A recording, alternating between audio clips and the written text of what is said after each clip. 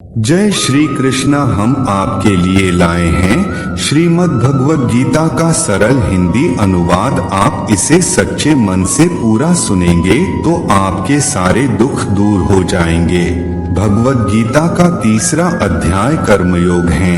दूसरे अध्याय में भगवान श्री कृष्ण ने आत्मतत्व समझाकर सांख्य योग का वर्णन किया। साथ ही समस्त बुद्धि रूप कर्मयोग के द्वारा परमेश्वर को पाए हुए सिद्ध पुरुष के लक्षण, आचरण और महत्व का वर्णन किया। इसमें कर्मयोग की महिमा बताते हुए भगवान श्री कृष्ण ने कर्मयोग का स्वरूप बताकर अर्जुन को कर्म करने को कहा। श्री कृष्ण कहते हैं, समत्व बुद्धियुक्त ज्ञानी पुरुष को परम पद की प्राप्ति होती है।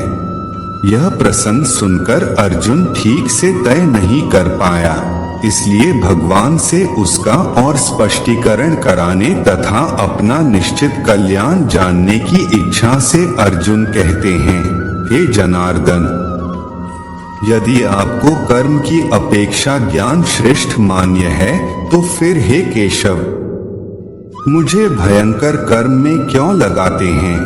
आपके द्वारा बोले गए वचन मेरी बुद्धि को मोहित कर रहे हैं, इसलिए उस एक बात को निश्चित करके कहिए जिससे मैं कल्याण को प्राप्त हो जाऊं।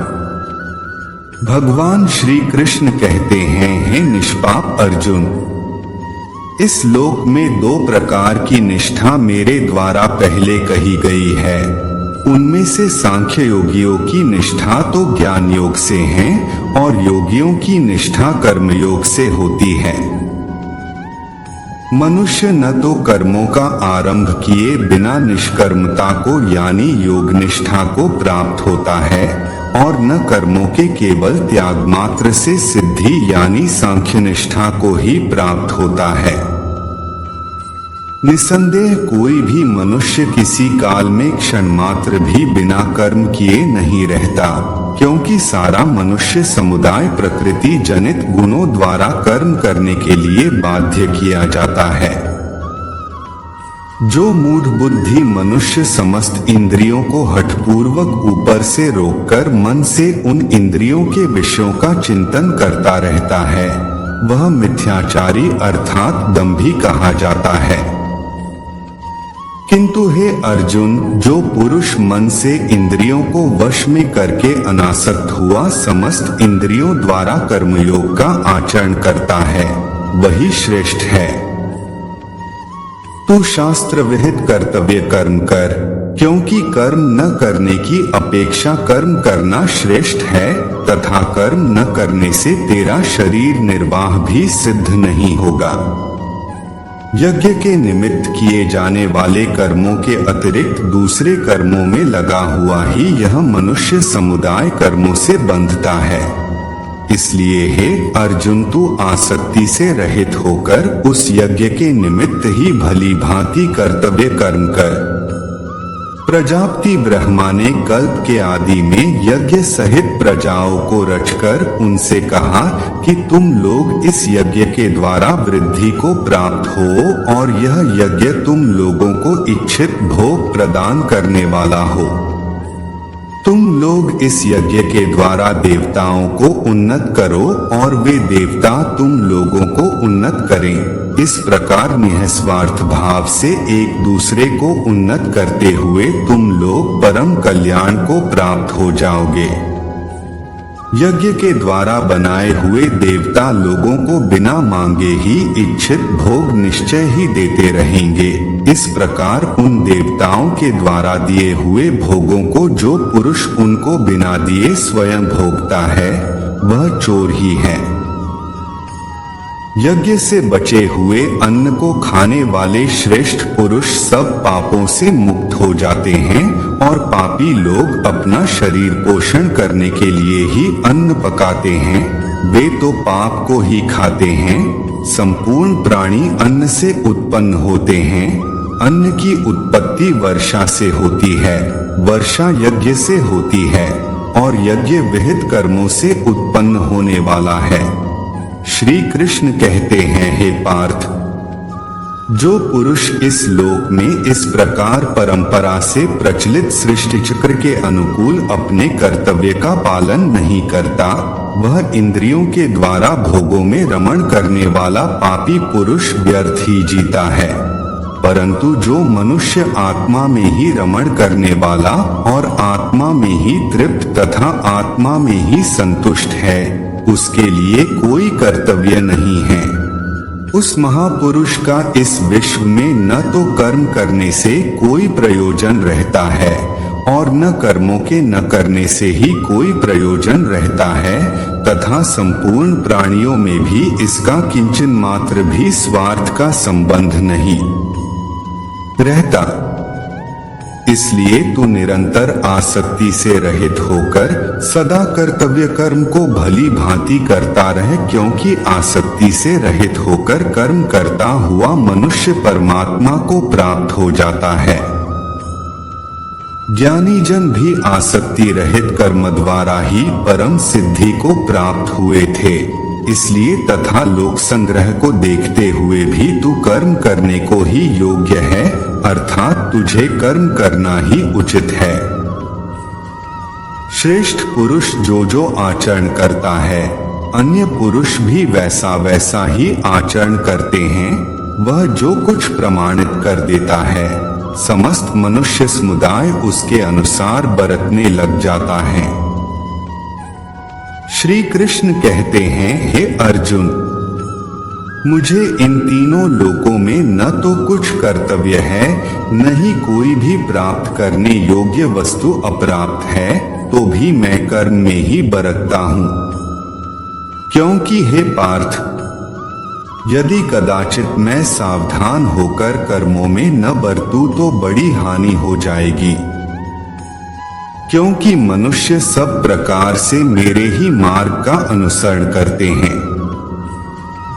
इसलिए यदि मैं कर्म न करूं तो ये सब मनुष्य नष्ट भ्रष्ट हो जाएंगे, और मैं संरक्षण करने वाला हूं तथा इस समस्त प्रजा को नष्ट करने वाला। श्री कृष्ण कहते हैं, हे भारत, कर्म में आसक्त हुए अज्ञानी जन जिस प्रकार कर्म करते हैं, आसक्ति रहित विद्वान भी लोक संग्रह करना चाहते हुए उसी प्रकार कर्म करें।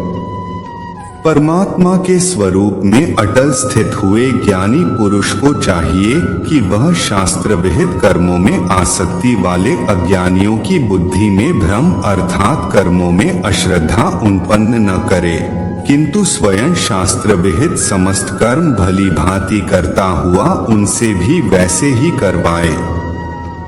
वास्तव में संपूर्ण कर्म सब प्रकार से प्रकृति के गुणों द्वारा किए जाते हैं, तो भी जिसका अंतःकरण अहंकार से मोहित हो रहा, ऐसा अज्ञानी व्यक्ति मैं करता हूँ ऐसा मानता है।